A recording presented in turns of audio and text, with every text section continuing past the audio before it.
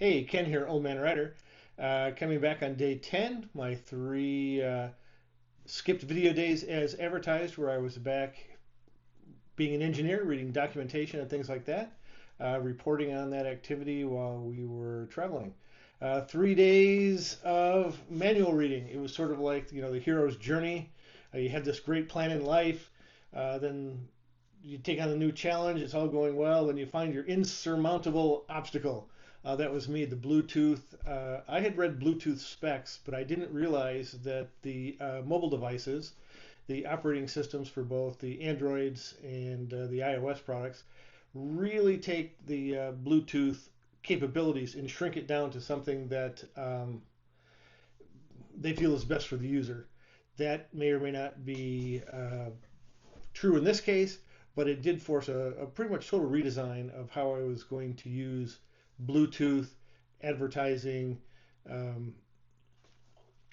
to make all this work. But I've got a plan. I do have a plan. I think it is better. It's certainly more efficient. No more sending JSON structures across the airwaves. It's now packed binary, little chirps of data from each of the phones. In fact, it looks like the operating system works best at about a quarter of a second per chirp.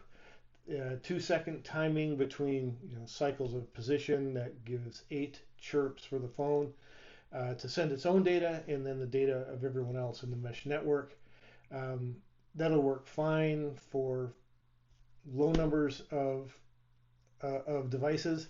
It'll start getting a little patchy as it gets big, but we're going to do it anyway. We're going to keep going.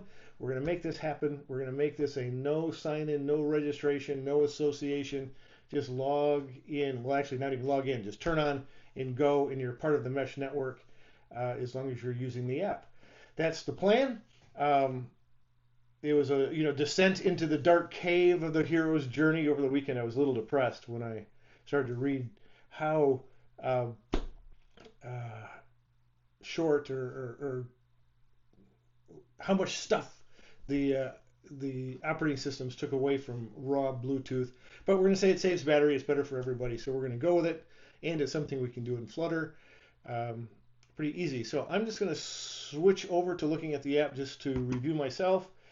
Here it is. I'm going to click into it. There are my writers.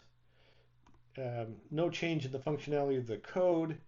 And in this situation, they're about 10 feet apart, so every writer will be able to transmit to every other phone according to specification distances. The rule of thumb, or at least the documentation, says there's about 50 meters between broadcaster and receiver in open air. So that would let us spread out, say 50, 100, 150, 200 meters.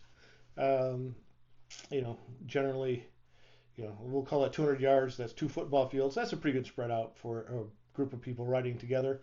So I think we're going to work.